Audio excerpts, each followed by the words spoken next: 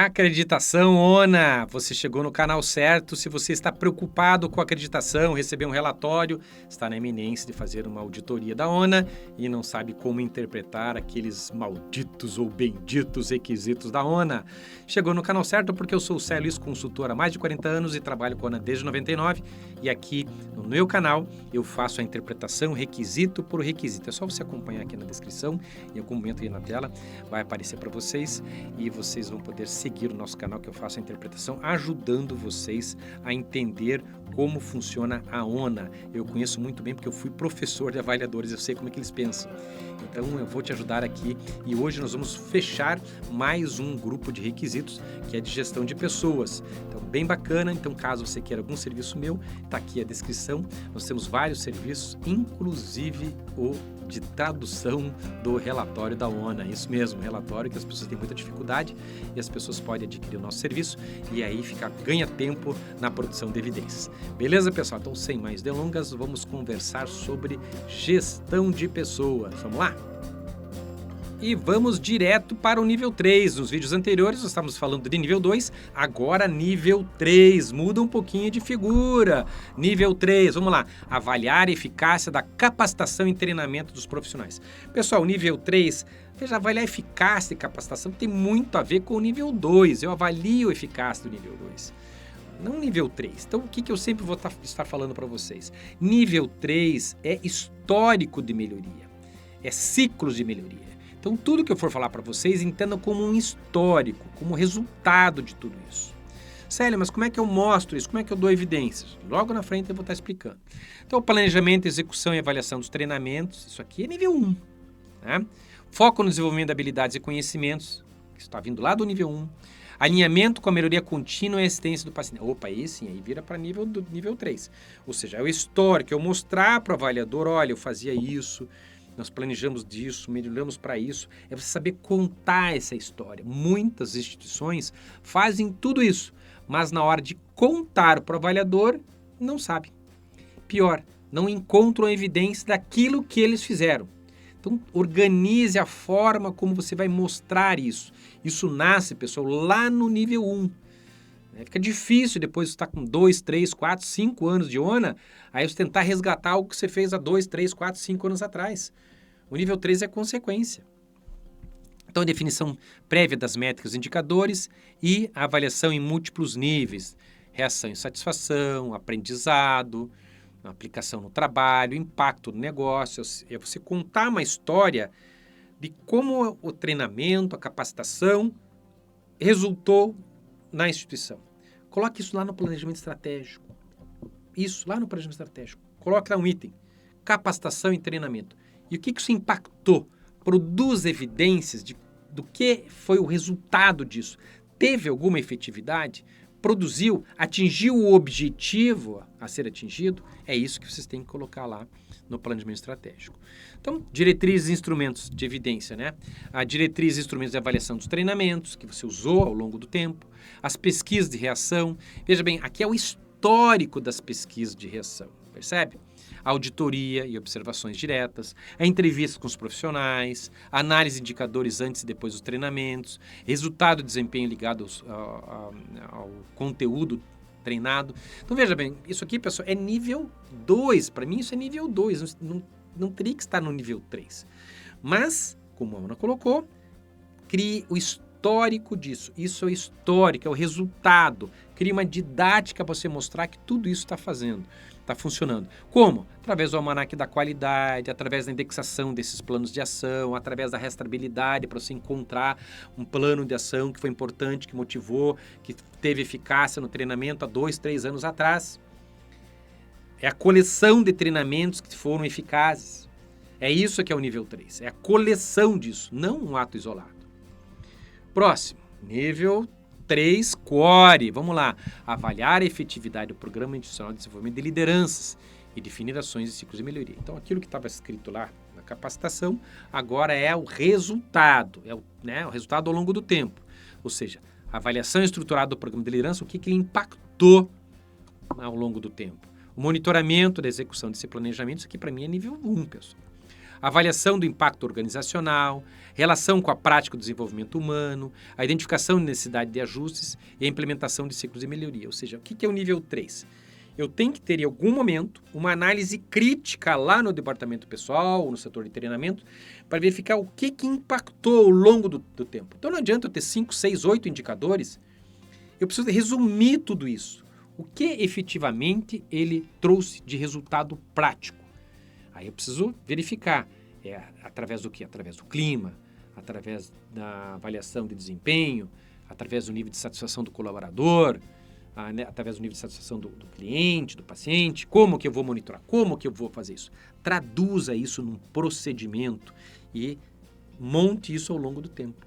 É um POP para produzir evidências de nível 3, é isso mesmo. E aí, a sugestão de evidência não é aqui, né? Nível 3 é o resultado, é o conjunto de entrevistas, o resultado que elas proporcionaram, o histórico das pesquisas com foco em liderança, o histórico das avaliações de desempenho, o histórico na análise de indicadores antes e depois das capacitações com as metas de desafio, é o histórico com o banco de sucessor estruturado e utilizado. Né? De novo, então minha sugestão é o almanaque da qualidade, a indexação e os indicadores quando citados com metas de desafio. Não adianta você ter um indicador há 5 anos, eu acabei de fazer uma mentoria agora, fazem 5 anos que o indicador lá de absenteísmo no centro cirúrgico é 80%. Há 5 anos, não muda. E o índice de absenteísmo nesse hospital está basicamente em torno de 18%. Então imagine, a cada 5 meses, esse hospital perde 1 mês de faturamento. Vamos lá. Próximo, 1.32, avaliar a efetividade das ações para retenção e compartilhamento do conhecimento da organização. Então, é o conjunto. O que você fez? Né? Como que é a estrutura dessa gestão de conhecimento? Como que ela é transformada em conhecimento, em valor organizacional? Pessoal, você vai provar isso, evidência só através do clima, através desses relatórios. Percebe que você precisa ter um conjunto de indexação de informação para chegar no nível 3. A grande falha da maioria das organizações é não produzir evidências. Né? Nem bem é produzir evidência, é não encontrar as evidências que ela fez. Ela produziu, mas ela não consegue encontrar isso numa auditoria. Aí tem coisas bacanas que ela fez, serviços bacanas, ficaram lá no passado porque ela não conseguiu encontrar na hora da auditoria, na hora que o auditor fez uma pergunta. Então, as etapas de gestão de conhecimento, a aquisição, a retenção, a distribuição, a utilização disso, é o histórico. Faça um procedimento, um POP de como você mede a efetividade das ações de retenção. Cria um POP, isso mesmo. Cria um POP para fazer isso e vai utilizando todos esses exemplos que eu coloquei para você que você faça a integração do conhecimento com a prática organizacional aí no seu local de trabalho. E, lógico, o uso do conhecimento pelas equipes, de que maneira que as equipes agregaram valor, aprenderam sobre isso. E a sugestão de evidência é produção científica, em participação de eventos, por exemplo, painéis, acesso às melhores práticas, treinamentos que foram pagos, método formal de gestão de conhecimento, a estrutura de armazenamento e distribuição desse conhecimento dentro da instituição, o registro dessas lições aprendidas, o controle de acesso aos documentos, uma biblioteca, webinar, né? Tem hospitais que fazem, eu já fiz isso nas minhas consultorias, que criam vídeos, canal privado no YouTube, coloca lá um canal privado e vai colocando os vídeos lá para cada um aprender, né? um banco lá de treinamento. Você pode criar todo esse conhecimento, as pessoas podem ir lá conversar, você pode ter muito bacana essa oportunidade de produzir evidências. Pessoal, tá com dúvida? Escreve nos comentários. 1.33, o que nós temos aqui? Avaliar a efetividade das ações frente aos resultados de satisfação, manifestação e experiência dos profissionais com a organização. Ou seja, o que você fez ao longo do tempo, ao longo dos anos, com as ações frente às manifestações que foram feitas pelos colaboradores. Então, a gestão estruturada desse clima, o diagnóstico da satisfação dos profissionais, o histórico do que está acontecendo ao ano. Então, não adianta você pegar um clima tá ruim, outro ano tá ruim, outro ano tá ruim, e você não fez nada. Você não vai ter uma evidência de nível 3. Você precisa ter climas ruins, talvez, que vão melhorando, que vão melhorando, que vão melhorando. Então, a melhor evidência para a pesquisa de clima e as ações que você fez para melhorar o clima. Planejamento e implementação de melhorias, avaliação de múltiplas dimensões. Você vai analisar as lideranças, o relacionamento, aspecto de comunicação, trabalho em equipe, gestão organizacional. Pô, coloca tudo isso na pesquisa de clima, coloca tudo isso na avaliação de desempenho. Você consegue fazer isso de maneira bem estruturada e manter o histórico disso ao longo do tempo. Lembrar das diversidades, da inclusão, da qualidade de vida, dos aspectos de segurança, né? E isso tem que traduzir essas efetividades em ações de promoção de igualdade, de diversidade, de equidade, né? De igualdade, garantia de oportunidades iguais, de monitoramento dos indicadores e eventuais desequilíbrios, uso de dados de recrutamento e progressão, fortalecimento da cultura inclusiva e ética e o impacto em engajamento, bem-estar e desempenho.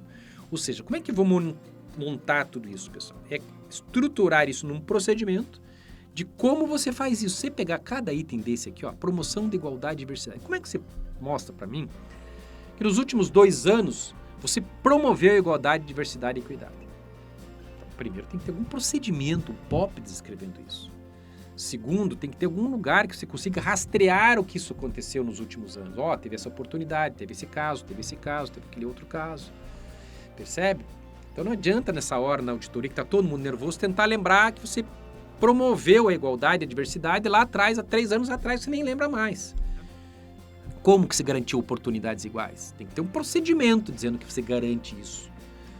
Pode ser que na prática você não faça, ou não teve oportunidade de fazer, mas você tem que ter um documento normatizando que a lei dentro da sua instituição é desse jeito.